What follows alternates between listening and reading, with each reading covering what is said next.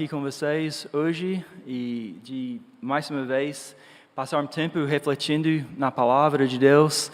E hoje estamos continuando nossa série das cartas pastorais e estamos em Tito, hoje capítulo 2. Mas eu queria falar um pouco sobre o assunto de hoje antes. O assunto de hoje é envelhecendo no Evangelho. Envelhecendo no Evangelho.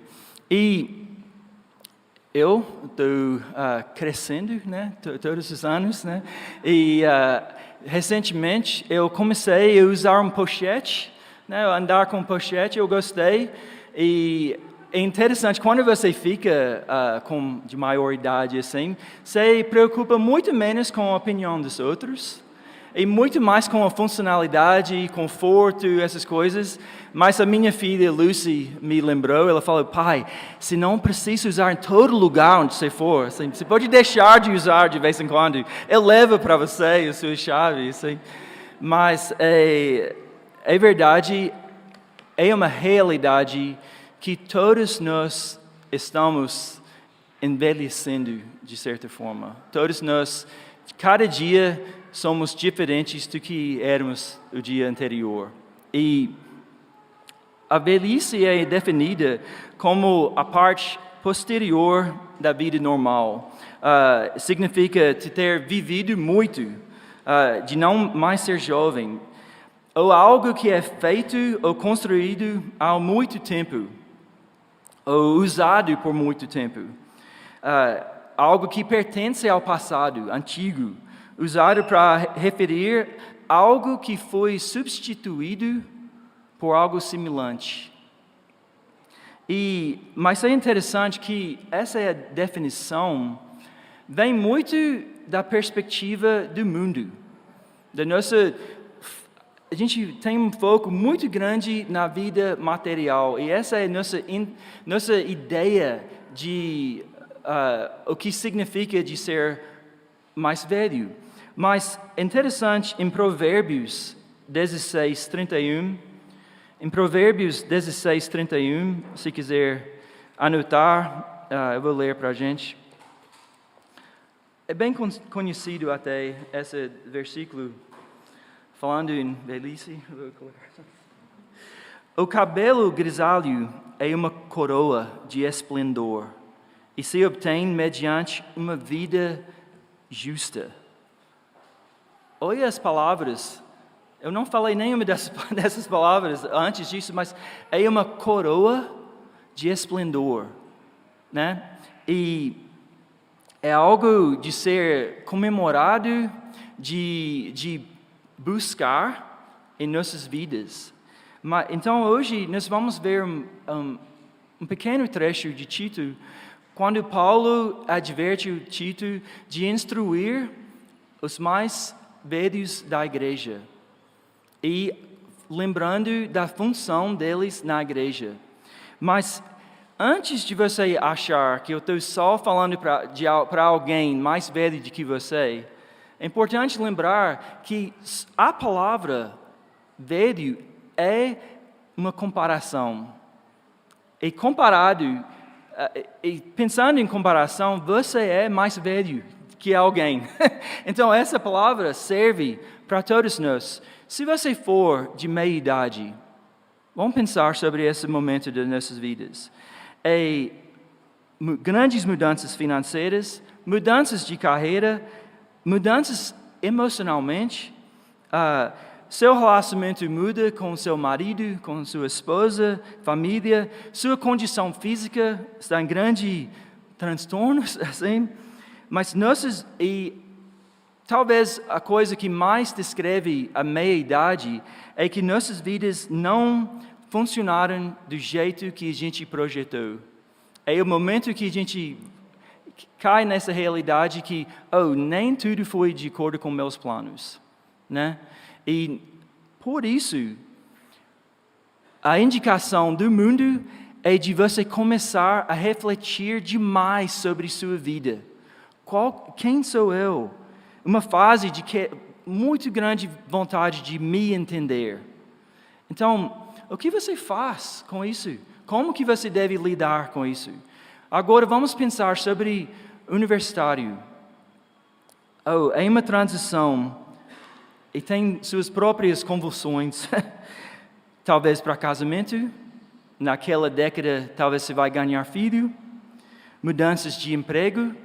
Eu estava conversando com alguns pessoal mais jovem esse final de semana e a previsão do pessoal se formando hoje é de mudar de emprego mais de 10 vezes na vida. Isso é muito diferente do que era antes. E então é um momento de mudança, de transtorno.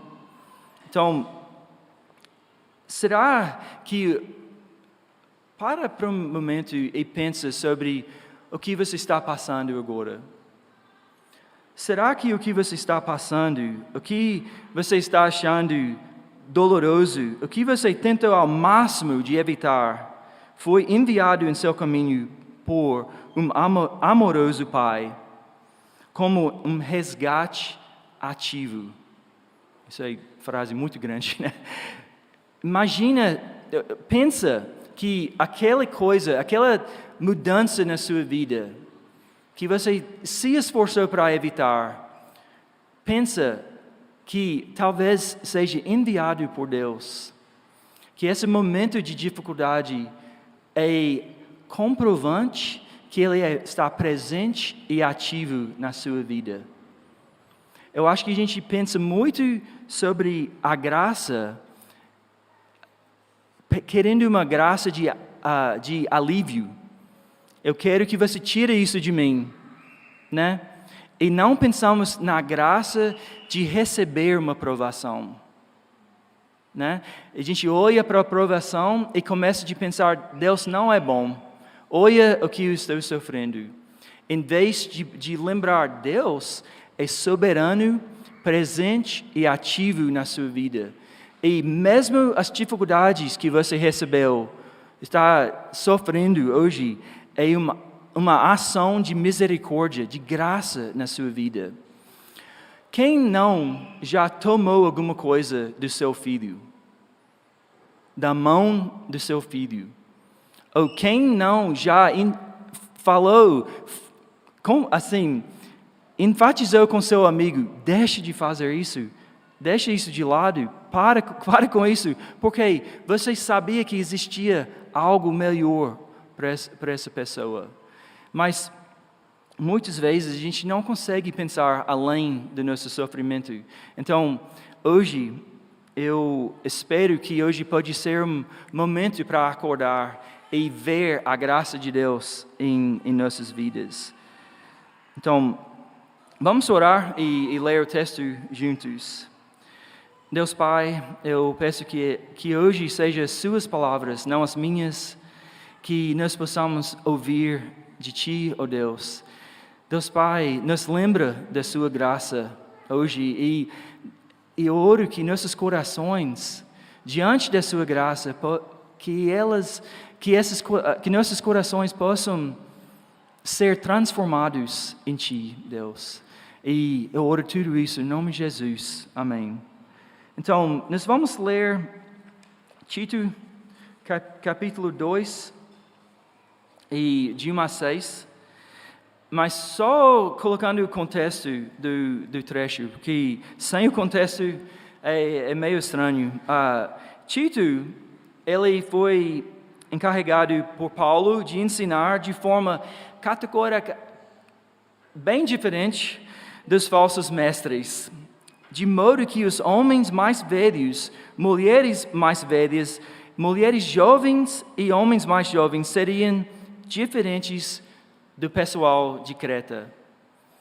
Ele ensinou de forma diferente e isso, a propósito, era de mudar as vidas das pessoas. E quem foram esses falsos mestres? A mensagem deles, a gente pode ver em capítulo 1, a mensagem estava vazia, não trouxe mudança real, eles eram enganadores e com isso sua mensagem tinha um verdadeiro apelo, porém deixava as casas perturbadas, trouxe ruína e subverteu a família.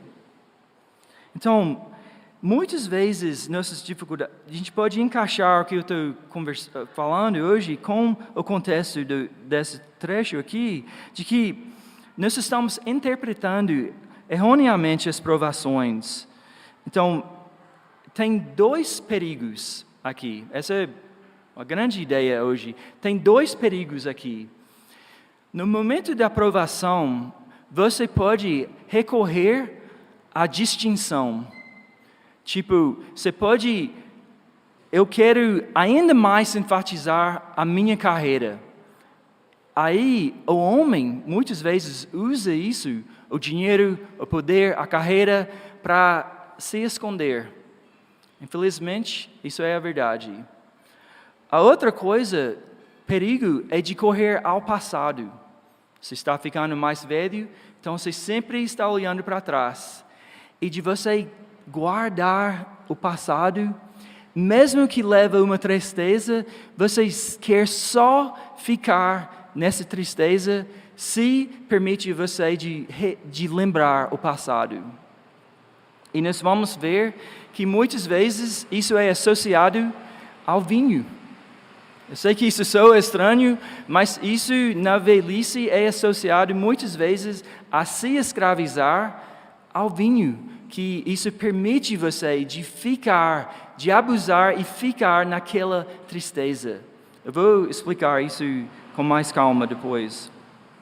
Então, o mundo está nos empurrando à insegurança que experimentamos pelas provações e nos leva a recusar a abrir a porta de novo para a graça de Deus. Então, vamos ler Tito 2, 1-6. Você, porém, Tito, fale o que está de acordo com a sã doutrina. Ensine os homens mais velhos a serem moderados, dignos de respeito, sensatos e sadios na fé, no amor e na perseverança. Semelhantemente, ensine as mulheres mais velhas a serem reverentes na sua maneira de viver, a não serem caluniadoras, nem escravizadas a muito vinho, mas a serem capazes de ensinar o que é bom.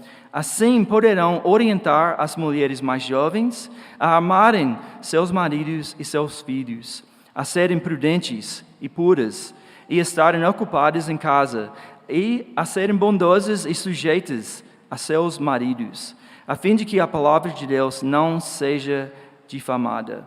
Da mesma maneira, encoraje os jovens a serem prudentes. Então, a grande ideia aqui é que a graça de Deus apareceu trazendo salvação e produzindo um equilíbrio divino que nos mantém até seu retorno. Então, a graça chegou e deve produzir um equilíbrio divino em nossas vidas. Paulo, ele enfatizou repetidamente, assim, muitas vezes no primeiro capítulo, sobre o que traz essa transformação. Ele falou a sã doutrina, conhecimento da verdade, no Deus que não mente, pela pregação, pela palavra confiável como ensinada, pela repreensão para que todos sejam sãos na fé. Então, a gente pode ver que a pregação da palavra não é simplesmente intelectual, mas é projetada, é de propósito para trazer uma transformação. E vocês lembram que Rafael falou como era a ilha de Creta? Era corrompida, suja, cheia de maldade. Então, Paulo, ele está falando com Tito, vamos lá, vamos lembrar que isso traz transformação em nossas vidas. A Whitney Woolard, ela falou assim, Paulo diz que a fé no Evangelho deve resultar em um novo tipo de família, onde homens e mulheres mais velhos são modelos de integridade e autocontrole para os mais jovens. Modelos de integridade. e a única fonte poderosa e o suficiente para mudar pessoas, como os cretenses, como eu e você, é a graça transformadora do único Deus verdadeiro. Onde eu estou tirando isso? Desculpa quem vai pregar depois de mim, mas eu vou roubar do seu texto. Em versículo 11, é essencial que você entenda isso para entender 1:6. Está escrito: porque a graça de Deus se manifestou salvadora a todos os homens. Ela nos ensina. A graça de Deus se manifestou, ela nos ensina. Então, é a graça de Deus que nos ensina a renunciar à impiedade e às paixões mundanas e a viver a maneira sensata. Nós vamos ver uma ligação muito forte nisso. Ele repete tantas vezes essa palavra sensatez. Ele usa para os homens mais velhos, as mulheres, os jovens. Sensatez, sensatez. Ele repete muitas vezes. Mas temos que puxar essa parte do 11 para lembrar que é a graça que traz a sensatez. E isso é a transformação. Somente a graça de Deus pode treinar e educar para vivermos a fidelidade. Mas como é a transformação? Isso é uma grande pergunta. Eu venho me perguntando isso muitas vezes recentemente. Em 2 Coríntios 3:18, vai lá depois e passa um tempo pensando sobre isso. Está escrito: e todos nós, que com a face descoberta, e não como Moisés, que ele entrou na presença de Deus com a face coberta, com a face descoberta, contemplamos a glória do Senhor, segundo a sua imagem. Estamos sendo transformados com glória cada vez maior, a qual vem do Senhor, que é o Espírito. Então a gente pode ver que essa transformação é algo diferente do que disciplina. Não é simplesmente eu vou me esforçar mais, hoje vai dar certo. Não é você simplesmente chamar todo mundo. Se você me ver fazendo isso de novo, tem minha permissão de bater em mim. Eu quero parar de fazer isso. Sim. Tem que ser algo que vem do coração. E o que é? É de você, enquanto você está aproximando de Jesus, isso traz uma mudança no seu coração. Ele não é simplesmente um modelo de transformação em nossas vidas. Ele é a causa da transformação. Um pastor, Tim Keller, ele escreveu assim: a transformação espiritual não é uma mudança de comportamento pela restrição do coração. É uma mudança do coração. É uma mudança dos hábitos profundos do coração. A transformação espiritual não ocorre principalmente olhando para as regras, mas olhando para Jesus. A menos que você olhe para o que Jesus Cristo fez por você, até que você entenda, você nunca será como Ele. Sabe em quem eu penso quando eu leio isso? Eu penso sobre o centurião que estava presente no momento que Jesus morreu. Ele estava contemplando e quando ele viu Jesus morrer, ele falou: realmente, esse foi Filho de Deus. E nós temos que ter essa experiência de ver, olhar para Jesus, contemplar Ele, e para que isso traz uma mudança de coração. Então vamos olhar de perto, passar pelas palavras aqui, para ver que não é uma lista de regras, mas é uma lista de transformação. Isso é muito importante. Quando o texto está escrito para que sejam boas donas de casa, você tem que entender isso, ao profundo, o que está querendo dizer. Que quando está escrito que não sejam escravizadas ao vinho, você tem que entender ao fundo o que está querendo dizer. Porque senão é fácil sair daqui como se isso fosse uma lista para cumprir. Mas temos que entender, isso é uma lista de transformação. Então, moderados. Vocês estão comigo? Segundo capítulo de Tito, e aí eu vou passando por essas palavras. Moderados. Essa palavra está enfatizando de não usar o álcool. É interessante. Significa não intoxicado, livre de influências negativas. E por que ele quis enfatizar isso? Você tem que lembrar que eles estavam em Creta, onde o normal era de andar intoxicado. O normal era de abuso. Então, ele estava dizendo que para a pessoa mostrar moderação em relação ao uso de vinho, mas não somente vinho. A gente sabe muito bem que o vinho em si passa pela boca e sai de você. Não é o que traz o pecado, né? Mas são a gente nos submetendo ao mundo para puxar do mundo algo que a gente precisa. E então, o que seria essa moderação? Eu vou fazer essa pergunta toda vez. Como que a graça produz moderação ou transformação? Agora, na graça, como Ele mostrou sua grande graça para me salvar, eu sei que eu não pertenço mais a ninguém a não ser Ele. Pela graça, tenho uma grande e imerecida esperança e não vivo à mercê dessas influências.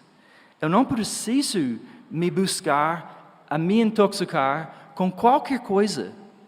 Eu posso viver essa moderação por causa da graça. E cada palavra vai crescendo nisso. Respeitável, ou venerável, digno de respeito. Isso me lembra de Provérbios. Coroa de esplendor. Então, ensine os homens mais velhos da graça de ser respeitável. O que isso significa? Uma das palavras significa de ser pesado. Eu achei tão interessante essa ideia de ter um peso com à medida que a idade chega, de você ter um maior peso. E como? De ser formidável, cheio de respeito, valioso.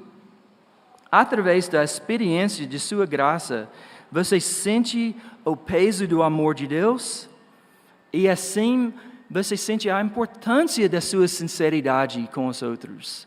Você sente a necessidade do seu serviço. Você está presente com toda a sua experiência da graça. Por isso, quando você entra na sala, você entra com peso, mas não é o seu peso, não é sua carreira, não é o seu dinheiro, é sua experiência da graça que traz esse peso. Em vez de você entrar, como que é, dando carteira, essa é a expressão, mostrando quem você é você testificando da graça. Olha a diferença. E a palavra-chave, a próxima palavra, sensatos. Essa palavra é a palavra que repete cada vez, né? Então, isso significa segurança. Uma segurança interior. Quem aqui não está buscando segurança? Segurança no relacionamento, segurança financeira, segurança na sua carreira, segurança. Mas essa palavra, sensato, não necessariamente significa o que a gente pensa. É duas palavras, sus e fre. E significa uma visão interior de segurança que regula o comportamento exterior. Então, é uma segurança interior que vem pela graça, que regula o que você faz. Essa é a sensatez. Então, não significa meio do caminho. Isso não é a nossa sensatez, não é meio do caminho. Não é de você criar uma regra. Eu sempre faço assim. Eu não trabalho demais. Eu tento dividir trabalho e família. Eu não bebo demais. Não é meio do caminho. É de você ter uma sensibilidade, uma segurança interior que determina como você age em qualquer situação. Olha, isso é muito diferente, isso é uma grande transformação, porque senão você tem que definir uma regra de como agir a cada momento. Eu já defini, eu vou agir dessa forma. Essas coisas podem ajudar se estão vindo do interior. Meu coração, eu estou seguro no meu coração, a paz de Deus regula minhas ações. Em vez de equilíbrio, graça e paz moderam o que eu faço, como participo. Às vezes eu falo, às vezes eu fico em silêncio. Às vezes eu vou, às vezes eu fico em casa. Não é meio do caminho, é uma sensatez de uma graça interior que regula o que você faz exteriormente. É uma moderação divina. E sadios na fé. Aqui nós temos uma lista de fé, amor e perseverança. Sadios na fé, amor e perseverança. E isso significa, como que a graça nos educa para a saúde pela fé, amor e perseverança? Quando um homem ou mulher idoso passa por períodos de provações e passam por elas confiando no amor, na graça e na esperança, essas provações fortalecem nossa fé. Igual na amizade, quando você passa pelas provações de uma amizade, mas você passa na confiança, no amor e na perseverança, isso cria uma intimidade muito forte naquela amizade. E a mesma coisa com Deus. Quando você passa as provações com Deus, lembrando na sua fé, lembrando do seu amor, perseverando, isso traz uma grande transformação. Aí, amanhã, semana que vem, ano que vem, daqui 10 anos, você vai poder falar: sou amado, creio, vou continuar. Olha o testemunho. Eu oro isso para todos os pais aqui, todos os homens aqui, que você possa chegar e dizer autenticamente: sou amado, creio, vou continuar, creio em meu Deus, que Ele está comigo. Então vamos passar agora para as mulheres. Interessante, a lista, ele fala, é semelhante, mas ele faz, mesmo assim ele faz uma lista. Então a gente pode saber que é similar e diferente ao mesmo tempo. Então a gente vai ver similaridades, mas diferenças. Primeira coisa, conduta reverente. Em Efésios 2:22, está escrito que nós somos uma comunidade construída para se tornar morada de Deus. Conduta reverente significa comportamento adequado para um lugar sagrado. Então, que você busca viver de forma que você está na presença de Deus, está na casa de Deus, que sua conduta reflete que esse lugar é sagrado. Onde você estiver, isso não significa somente aqui, né? E caluniadores, essa palavra é super forte. É a mesma palavra para o diabo. E é diablos, é a palavra. O que significa? É acusar falsamente, é criticar injustamente para magoar, é condenar, romper o relacionamento. Se a graça chegou e trouxe salvação, o que isso tem a ver conosco? Nada. Isso tem nada a ver conosco. Isso não reflete um coração transformado. Mas, quantas vezes por dia nós encontramos no lugar do caluniador. Eu me encontro muitas vezes sentindo assim.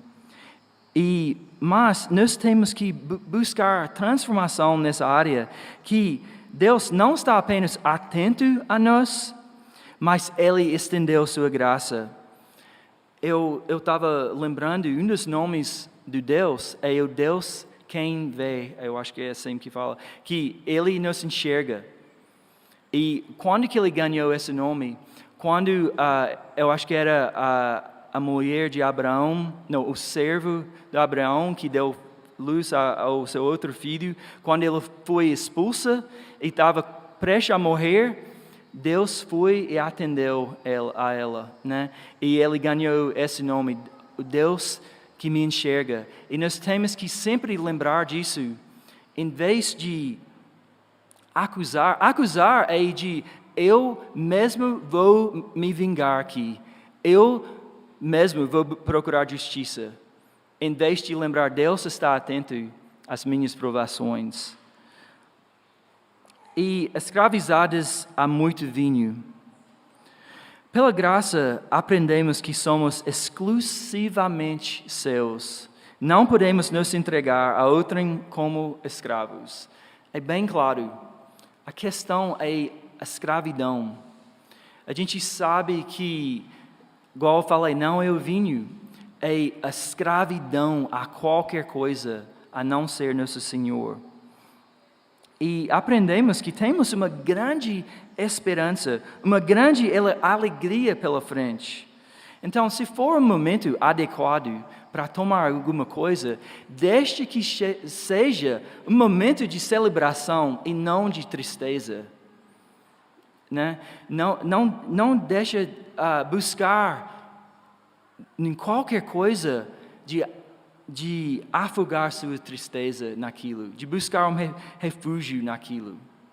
Né? Nós somos formados pelo quem... deixa eu pensar como falar isso. A quem você está chorando? É a seu amigo somente? Ou você está chorando a Deus? Porque a quem você chora vai te formar. Você é formado pelas pessoas a quem você chora. Então, se você chora ao mundo, o mundo vai te formar. Então, sempre vamos lembrar que nós somos seus, nós pertencemos a Deus. E quando nós estamos inclinados a olhar para trás e pensar no passado, quando os filhos eram mais novos, quando éramos mais jovens, quando certos sonhos ainda estavam de pé, podemos esquecer da bondade de Deus. Essa é uma grande questão para quem já experimentou isso. Em vez disso, em vez de buscar a graça de Deus nestes momentos, somos tentados a recorrer ao álcool para entorpecer a tristeza. Que não seja assim entre nós. Vamos, em vez disso, buscar a graça de Deus. Vamos buscar um ao outro o corpo de Cristo nesses momentos. E, mestres do bem, ensine o que é bom. Eu estava lembrando de que Jesus falou, eu sou bom.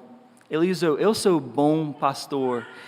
Quando ele transformou a água em vinho, eles falaram, cada um serve primeiro o bom vinho. Quem sabe o que é bom? É Jesus, Ele que é bom. Então nós somos...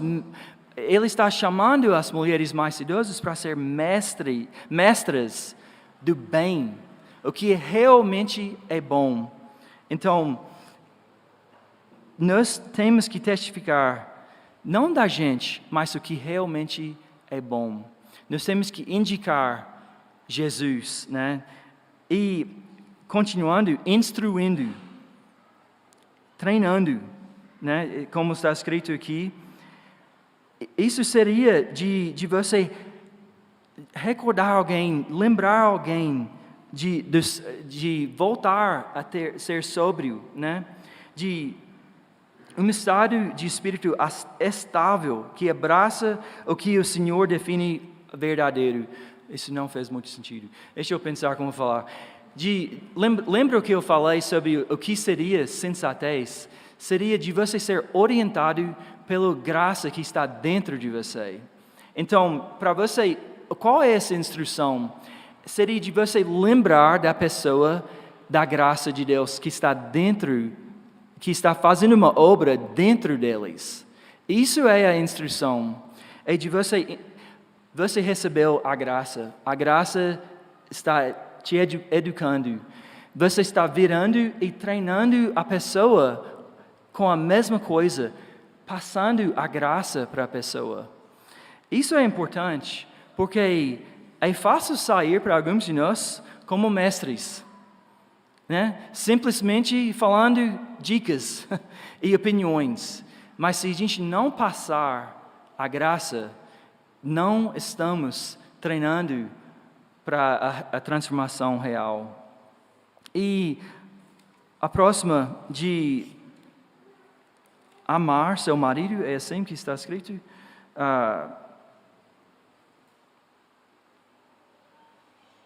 Que amem seus maridos e seus filhos. Isso é, de novo, a moderação radical. Porque quem diria para mim que você não ama seus filhos? Você ama demais, né, seus filhos. Mas isso é uma transformação no seu amor ao seu marido e seus filhos. Jesus disse em Mateus 10:37, quem ama seu pai ou sua mãe mais do que a mim, não é digno de mim.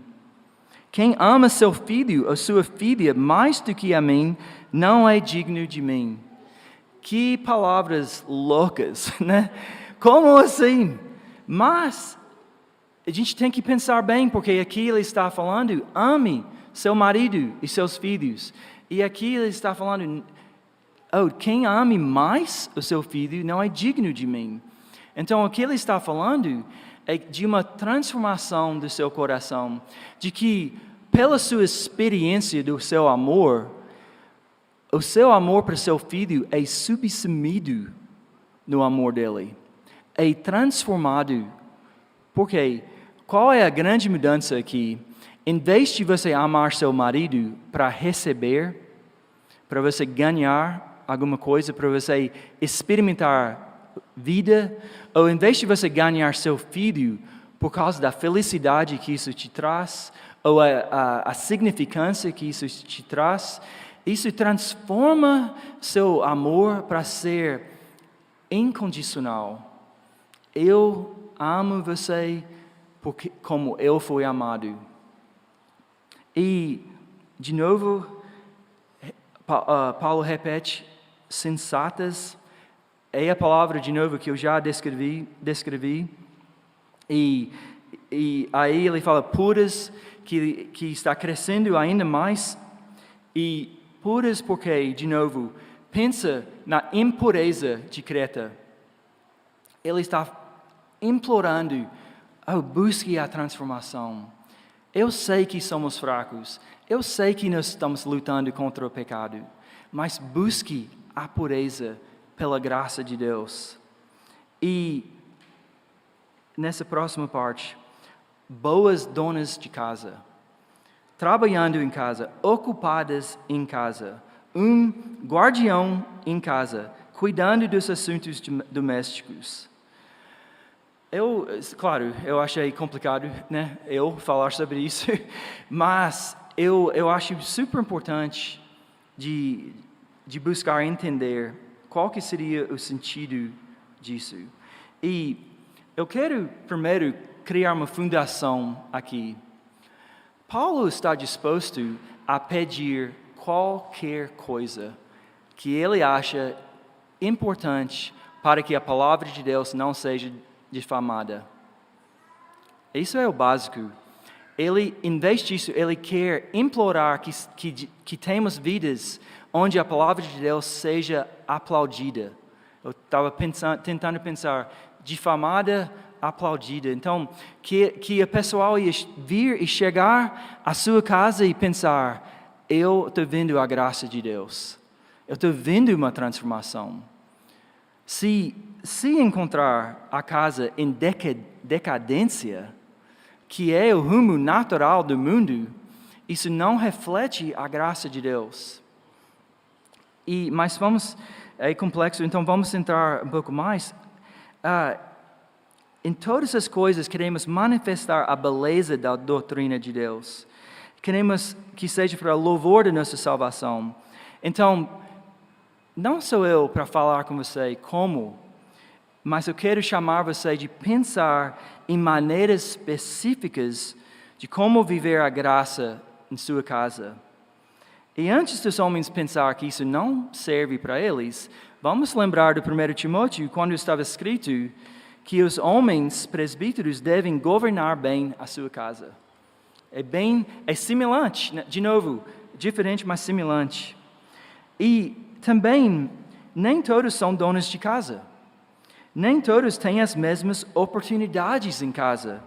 Alguns são obrigados a trabalhar fora de casa, ou têm uma oportunidade fora de casa. Mas, se você tem um marido, se você tem filhos, que a graça manifestada em Cristo seja derramada em sua casa. Isso é o sentido disso. E uma vítima da velhice é a perda da interesse. Ao longo do tempo é fácil de você perder interesse. Mas isso é verdade sobre todos nós. Então, eu imploro a vocês de aproximar da graça, pedindo um interesse no seu marido, nos seus filhos, reavivado em nosso lar. Então, e bondosos, eu estava pensando em bondosos, de que em Romanos 2:4 está escrito que pela bondade do Senhor eu aprendi arrependimento. Então, para ser bondosa é de novo ser transformada pela graça de Deus, de ter presença de arrependimento e perdão na sua vida. Um cantor, Michael Card, ele canta na música dele, I Will Be Kind, ele fala, todas as dívidas para comigo vou cancelar. Nós temos o ditado, não custa nada ser, qual que é? Não custa nada ser bondoso, né? Alguma coisa assim. Isso é mentira. Isso exige um preço em nossas vidas. Porque você está escolhendo ser bondosa em vez de vingar, em vez de cobrar, em vez de tirar o que é seu. E sujeitas a seus maridos, isso de novo reflete o que veio antes, mas eu quero só ler 1 Pedro 3:1. Olha só, isso é super importante. Você pode ver como isso reflete a igreja em Creta, a mulher em casa com um marido que não é crente. Do mesmo modo, mulheres, sujeite-se cada uma a seu marido, a fim de que, se ele não obedece à palavra, seja ganho sem palavras, pelo procedimento de sua mulher. A gente pode ver de novo que isso é algo que tem que vir de dentro, não é dependente de o que vem de fora. Então, eles não viviam submissas a Creta, igual a mulher não vive deixando todo o comportamento do marido determinar como que ela deve agir.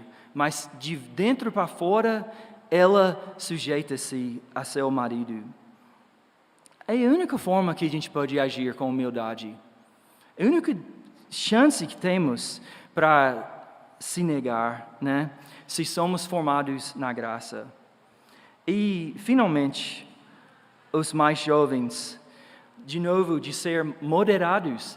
Repetiu, os jovens homens, vocês têm a lista mais fácil, é só ser moderados. Ele deixou a barra bem baixa, né? Mas não, de experimentar essa transformação, porque é assim que inicia o processo.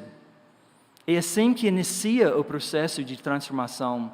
É essa moderação de você ter um equilíbrio que vem de dentro para fora pela graça de Deus. E eu só quero trazer uma palavra de esperança para a nossa igreja. É interessante pensar que Paulo não perdeu a esperança para a igreja em Creta. Já pensou? Essa lista foi para a igreja de Creta. Olha a lista que ele escreveu. Isso significa que estavam experimentando todas essas coisas dentro da igreja. E ele escreveu essa lista porque ele não perdeu a esperança de transformação. E mesmo que as vidas deles refletiam a Creta, ele não, simplesmente esqueceu deles como um fracasso, assim. Paulo estava confiante, não neles, mas na transformação do Evangelho. Não na força da igreja, mas na graça de Deus. E qual era o plano dele? Lembra o primeiro versículo? Ensine, ele falou. Isso significa, na verdade, não o que eu estou fazendo hoje, mas significa de falar, no sentido, o que a gente vai ver aqui no versículo 6, encoraje. Encoraje aqui significa de você chegar ao lado. Eu estou de frente para vocês, mas não, essa significa de você chegar ao lado, de estar juntos, caminhando e encorajando. Então, viva de perto e pessoal com a próxima geração, incentivando-os a olhar para Jesus, o autor e aperfeiçoador da sua fé. Nós temos que ter essa disposição. E será que neste momento, o que você está passando, o que Deus está talvez tirando de você, essa provação que Ele trouxe, não perca a graça de Deus nisso. Vai e leia o livro de, eu não vou saber o nome, Amós, o livro de Amós. Que dureza, é difícil demais de ler. O tanto de coisa que ele tirou deles, por quê? Para que eles buscassem a Ele. Então, não perca a graça de Deus e lembra que Ele está próximo e ativo. E assim, vive esse momento pela graça e vira e passa isso para a próxima geração ao seu lado. Então, isso exige algo dos jovens. Não simplesmente falar, você não entenda aquilo que eu estou passando, para quem seja mais velho que você.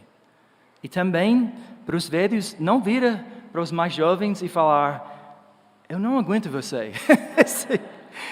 Nós temos que ter uma grande graça entre nós, né? E de você olhar para quem estiver mais velho, de ver as feridas, o sofrimento que passou e aceitar o testemunho dessa pessoa. E de você olhar as provações do mais jovem e ter uma grande vontade de demonstrar a graça de Deus para essa pessoa. Salmos 34:8 fala, provem e vejam como o Senhor é bom. Que isso seja a nossa frase preferida a falar uma a outra aqui. Vamos orar. Jesus, obrigado por sua graça. Eu oro que a nossa igreja possa ser definida, formada pela sua graça, mais que qualquer coisa. E que nós possamos experimentar uma transformação verdadeira em Ti, ó Deus. Esteja conosco agora mesmo, nesse tempo de louvor. Eu sei que estamos passando pelas provações, alguns sofrimentos, mas nós não sofremos igual ao mundo. Nós temos uma grande esperança. Senhor, nos lembra dessa esperança agora mesmo. Nos lembra da sua presença aqui conosco. E eu peço isso tudo em nome de Jesus. Amém.